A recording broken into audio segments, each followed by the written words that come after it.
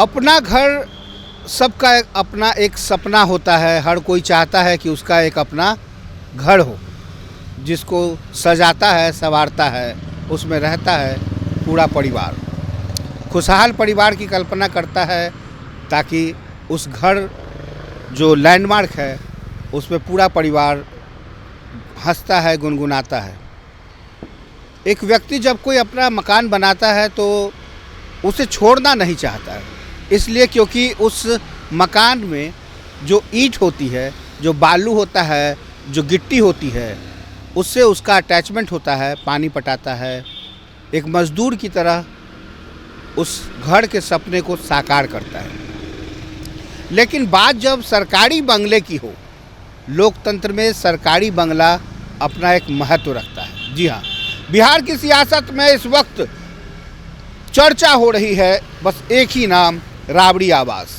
एक ही नाम, 39 नंबर आवास। जी हाँ, राजधानी पटना के हार्डिंग रोड में यही है वो 39 हार्डिंग रोड लैंडमार्क, जो अब राबड़ी देवी का नया ठिकाना होगा।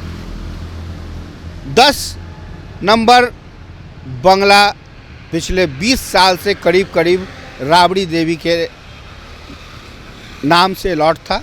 सरकार बदली, सियासत बदली, हालात बदले, परिस्थितियाँ बदली, तो अब ये आवास उनको छोड़ना होगा और इसी नए बंगले में शिफ्ट करना होगा।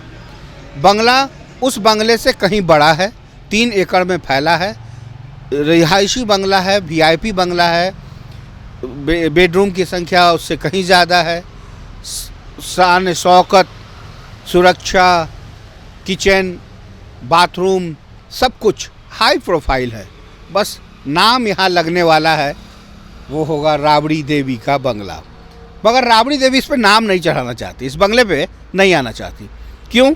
क्योंकि एक अटैचमेंट मैंने पहले ही कहा।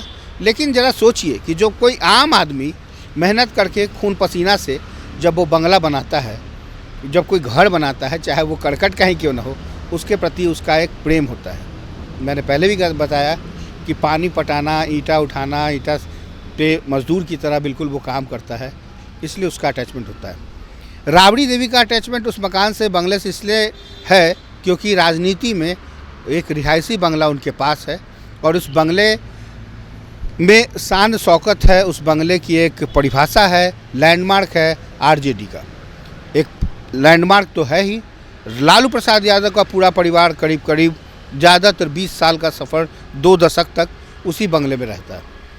लालू प्रसाद यादव राजनीति से बिल्कुल इतर अब एक नई सियासत की तरफ बढ़ रहे हैं, तेजस्वी यादव, लेकिन बिहार की जनता ने उन्हें मैंडेट नहीं दिया। ये तय है कि सरकारी बंगला में जब कोई व्यक्ति नौकरी करता है तो सरकार बंगला, घर, क्वार्टर अलॉट करती है। रिटायरमेंट के साथ ही बंगला को छोड़ देना पड़ता है। लेकिन क्वार्टर के अलॉटमेंट के जो अलॉट होता है वो बंगला, वो रिटायरमेंट के बाद छोड़ना पड़ता है। ये स्वाभाविक प्रक्रिया है। राबड़ी देवी को भी संभवतः वो बंगला का मोह त्याग देना चाहिए। और ऐसे में जब वो बंगला उन्होंने बनाया ही नहीं, सींचा ही नहीं, और जहाँ वो बना रही हैं उसके प्रति ज़्यादा प्रेम होना चाहिए। फ़िलहाल हम बात कर रहे थे 39 नंबर के इस बंगले की।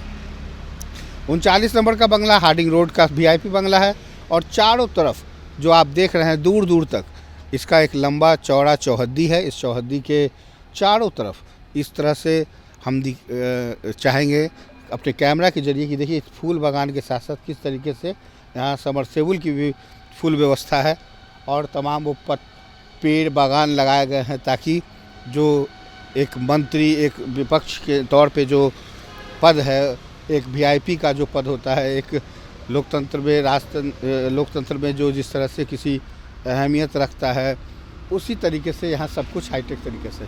हम कुछ चीज़ें ऊपर से ही आपको दिखाने की कोशिश करेंगे कि इसमें किस तरह से चारों ओर एक स्लैब है, गार्डन है, मतलब आप जो चाहते हैं वो सारी चीज़ें इसमें आपको मिलेगी। तो कुल मिलाकर ये बंगला को लेकर अभी सियासत गर्म है। बंगले को लेकर एक और बात कह सकते हैं कि कहीं ना कहीं ये बंगला क्यों आखिर पसंद है। इसके पहले रामसूरत राय मंत्री थे, वो रह चुके थे। राबड़ी देवी किसी भी हाल में 10 नंबर सर्कुलर रोड का जो बंगला है वो नहीं छोड़ना चाहती हैं। उसके पीछे के कारण को भी हम बताएंगे, और ये बंगला क्यों नहीं रहना चाहती हैं ये भी हम आपको बताएंगे, क्योंकि राबड़ी देवी साफ तौर पे कह चुकी हैं कोर्ट जाएंगे लेकिन हम बंगला खाली नहीं करेंगे। तो कहीं ना कहीं एक जो राबड़ी देवी के अंदर इस बंगले की जो कहानी है वो साफ तौर पे ये दर्शाती है कि कैसे बंगले का जो प्रेम होता है वो जागा हुआ है, और पूरी सियासत इन दिनों गर्म है। तो फिलहाल देखना होगा, इंतज़ार करना होगा कि कैसे राबड़ी देवी तैयार होती हैं, क्या कानूनी कार्रवाई करती हैं, क्योंकि तेजस्वी यादव ने जो कानूनी कार्रवाई की जिसके बाद उस बंगले पर उसका असर पड़ा और सियासत से वो बंगला छोड़ना पड़ेगा। कहीं ना कहीं जो कानूनी प्रक्रिया है उसके तहत भी बंगला को छोड़ना ही कह सकते हैं कि मुनासिब समझा जाएगा। ऐसे में राबड़ी देवी, लालू प्रसाद यादव, तेजस्वी यादव क्या निर्णय लेते हैं, क्योंकि पार्टी के तमाम लोग कह रहे हैं कि कहीं ना कहीं एक साजिश है राबड़ी देवी को हटाने की, लालू प्रसाद यादव को साजिश के तौर पर उस बंगले से खाली करने की। भाई बंगला के बदले बंगला मिल रहा है, उससे भी बड़ा बंगला मिल रहा है, इसमें रहने में क्या दिक्कत है। लेकिन कहीं ना कहीं जो 20 साल में उन्होंने इतना कुछ उस बंगले में बना लिया है कि छोड़ना मुमकिन नहीं लग रहा है, क्योंकि गौ पालन से लेके खेती तमाम वो चीज़ें उसमें है। वहाँ कुछ अलग से भी कमरे बनाए गए हैं, अलग से सारी चीज़ें बनाई गई है, क्योंकि नेता प्रतिपक्ष के तौर पे जो बंगला मिला था उसमें भी तेजस्वी यादव ने बहुत कुछ निकाल लिया, बहुत कुछ लगाया था। बाद में टोटी चोर का हल्ला भी हुआ था।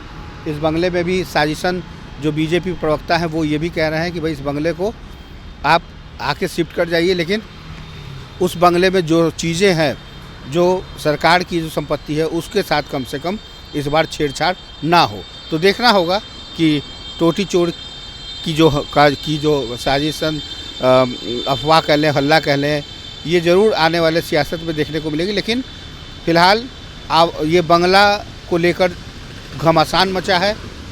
राबड़ी देवी छोड़ना नहीं चाहती और सरकार खाली कराकर रहना चाहती है। देखना होगा, इंतज़ार करना होगा। सहयोगी गोलू के साथ कुमार गौतम, NBC 24।